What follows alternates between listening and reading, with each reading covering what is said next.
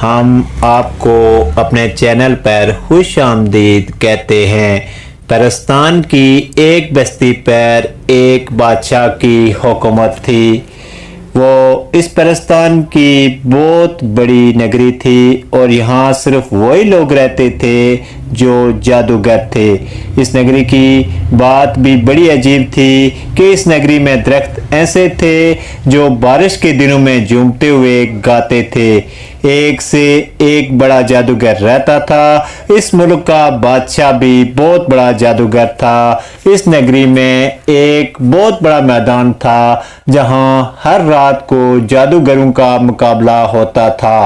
बादशाह हर रात को इस मैदान में जाता था और जादूगरों की जादूगरियां देखता था। जिस जादूगर से बादशाह खुश होता था इसे इनामात से भी नवाजता था। इस मुल्क में कोई मसला नहीं था, सब खुश व खरम जिंदगी गुजार रहे थे। सबका ध्यान क्योंकि जादू की तरफ था, इसलिए वो अपने जादू पर और ज्यादा अबूर हासिल करने के लिए शब रोज मेहनत करते रहते थे। एक दूसरे पर सबकत ले जाने की कोशिश में रहते थे। बादशाह ने भी जादूगरी के मुकाबले में इनामात और भी बढ़ा दिए थे, जिससे जादूगरों के अंदर और भी लालच पैदा हो गई थी। इसके साथ साथ रिकाबत ने भी जगह बना ली थी। अब जीतने के लिए साजिशें भी होने लगी थी। एक दिन जादू नगरी के बादशाह ने ऐलान किया कि जो अपने जादू से हैरत ज़दा कर देगा मैं इसकी शादी अपनी बेटी से कर दूंगा। यह सबसे बड़ा इनाम था। इस बात का ऐलान जगह जगह कर दिया गया। सब तक वो ऐलान पहुंच गया था। जिसने भी सुना वो पुरजोश हो गया। कौन नहीं चाहता था कि बादशाह की बेटी से इसकी शादी हो। चनाचा इस मुकाबले की तैयारी होने लगी। ये मुकाबला एक हफ्ता के बाद था और इस मुकाबले से पहले हर रात होने वाले मुकाबले भी रोक दिए गए थे। मैदान इस मुकाबले के लिए सजने लगा था। वो मुकाबले 7 रोज तक जारी रहने थे और इसके बाद बादशाह ने अपनी बेटी की शादी जीतने वाले से कर देनी थी। इसी नगरी में एक गरीब जुलाई का बेटा नादर भी रहता था। इसके पास जादू के कोई ऐसे कमालात नहीं थे जिसको दिखाकर वो बाकी जादूगरों का मुकाबला कर सकता और फातेह करार पाकर बादशाह की बेटी से शादी कर लेता। लेकिन फिर भी वो इस मुकाबले में जाने के लिए पुरजोश था और चाहता था कि इसकी शादी बादशाह की बेटी से हो जाए। जब इसने अपनी इस ख्वाहिश का इज़हार अपने बाप से किया तो वो इसकी बात सुनकर हंसा। इसके बाप ने कहा, तुम इन लोगों का कैसे मुकाबला कर सकते हो? तुम्हारे पास कोई कमाल नहीं है और तुम जिस बूढ़े जादूगर से जादू सीख रहे हो वो तुझे जादूगर बनाने में नाकाम रहा है क्योंकि वो खुद बीमार रहता है। नादर ने कहा, लेकिन मैं जाऊंगा।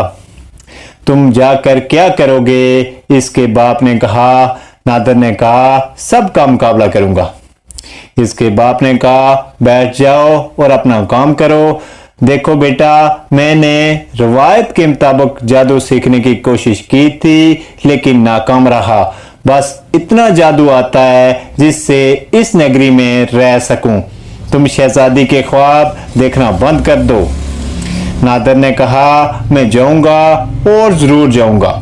नादर ये कहकर बाहर निकल गया। वो सीधा अपने बूढ़े उस्ताद के पास चला गया।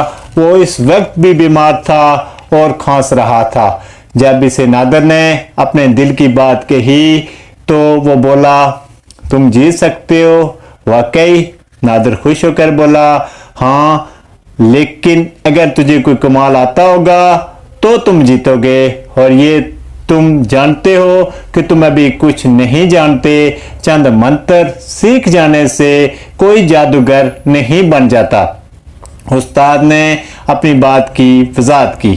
नादर ने कहा, फिर भी मैं जाऊंगा और वहां मुकाबला करूंगा। नादर को अपने उस्ताद की ये बात बिल्कुल नहीं पसंद आई। जाने में क्या हर्ज है, तुम जाओ और हार कर वापस आ जाओ। उस्ताद ने कहा। नादिर गुस्से से बाहर निकल गया और सोचने लगा कि वो क्या करे। यह हकीकत थी कि वो ऐसा जादूगर नहीं था जो मुकाबला जीत सकता हो, लेकिन इसके अंदर एक जुनून था। वो हर सूरत शहजादी से शादी करना चाहता था। वो यही सोचता जा रहा था कि अचानक इसकी समाज से एक आवाज टकराई, है लड़के मेरी बात सुनो। नादिर ने फौरन इस आवाज की सिमत देखा तो एक बुढ़िया हाथ में अजीब सा डंडा पकड़े खड़ी थी। डंडा ऐसा था जैसे सांप अकड़ा हुआ हो। तुमने मुझे बुलाया? नादिर ने कहा। उस औरत ने जवाब दिया, हाँ मैंने बुलाया है। तुम इस मुकाबले में जाना चाहते हो क्या? नादिर ने कहा कि आपको कैसे पता कि मैं इस मुकाबले में जाना चाहता हूँ? बूढ़ी औरत ने कहा, ये बात छोड़ो, तुझे जादू तो आता नहीं है और तुम वो मुकाबला कैसे जीतोगे? नादिर ने कहा, बस मुझे वो मुकाबला जीतना है। बूढ़ी औरत ने कहा, मेरी उम्र गुजर गई है, जादू में अब मेरा आखिरी वक्त आ गया है। तुम्हारा जुनून मुझे पसंद आया। तुम ऐसा करना, इस मुकाबले में शिरकत करने के बजाय महल में चले जाओ और शहजादी को ये फूल पेश करो। वो तुमसे शादी के लिए रजामंद हो जाएगी। नादिर ने कहा, ये फूल पेश करने से वो शादी के लिए रजामंद हो जाएगी? बुढ़िया ने कहा, हाँ, क्योंकि ये फूल मेरी जादू का कमाल है और शहजादी ये फूल हाथ में पकड़ते ही तुम्हारी मोहब्बत में गिरफ्तार हो जाएगी और तुमसे शादी के लिए बाजिद हो जाएगी। नादिर ने कहा, मैं महल के अंदर कैसे जाऊंगा? बुढ़िया ने दूसरा फूल दिया। उसने कहा कि इस फूल की एक एक पत्ती हर आदमी को देते जाना जो तुझे महल में जाने के लिए रोकेगा। उस तीसरी बात जो नादिर ने फिर पूछी, और जो इतना बड़ा मुकाबला हो रहा है, अगर कोई और इस मुकाबले में जीत गया तो फिर क्या होगा? बुढ़िया इसकी बात सुनकर हंसी। उसने कहा, अब तुम जा सकते हो। इसके साथ ही बुढ़िया गायब हो गई। नादिर ने इससे पहले इस बुढ़िया को नहीं देखा था। नादिर ने दोनों फूल संभाल कर रख लिए और इसी रात को वो सफर के लिए निकल गया। तवील सफर के बाद जब नादिर इस मैदान के पास पहुंचा जो सज चुका था और लोग वहां जमा हो रहे थे क्योंकि आज रात को मुकाबला शुरू होने वाला था। इस मैदान को देखकर नादिर इस महल की तरफ चल पड़ा।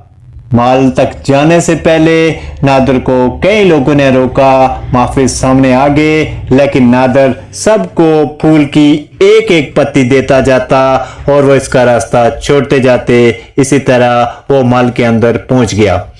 इस वक्त शहजादी अपने बाग में टहल रही थी और बादशाह इस मैदान में जाने के लिए तैयार होकर बाहर निकला ही था कि इसकी नजर नादिर पर पड़ी और इसने गुस्से से पूछा, तुम कौन हो? नादिर ने कहा, मेरा नाम नादिर है। बादशाह ने कहा, यहाँ क्या कर रहे हो? नादिर ने जवाब दिया, मैं शहजादी से शादी करने के लिए आया हूँ। इसकी बात सुनकर बादशाह ने अपनी तलवार निकाली और इससे पहले कि वो इसका सर कलम कर देता, नादिर ने फूल की एक पत्ती बादशाह की तरफ बढ़ा दी। बादशाह ने फूल की पत्ती पकड़ी और खुश होकर एक तरफ खड़ा हो गया। अब नादिर शहजादी की तरफ बढ़ा और इसे फूल निकाल कर पेश किया। शहजादी ने मुस्कुराकर फूल लिया और इसके साथ शादी करने के लिए रजामंद हो गई। इसी असना में बादशाह को इतला दी गई कि जिस जगह जादू के करतब दिखाने का मैदान सजाया गया था वहां अचानक आग भड़क उठी है और ऐसी आग लग गई है, सब कुछ जलकर राख हो गया है। लोग भाग गए हैं, जादूगर चले गए हैं। बादशाह ने कहा, ये कैसे हो गया है? नादिर ने कहा, ये मेरा जादू है। मैंने ऐसा कमाल किया है कि मुकाबला शुरू भी नहीं हुआ और शहजादी ने मुझे चुन भी लिया है और मैंने मैदान को आग लगाकर किस्सा ही खत्म कर दिया है।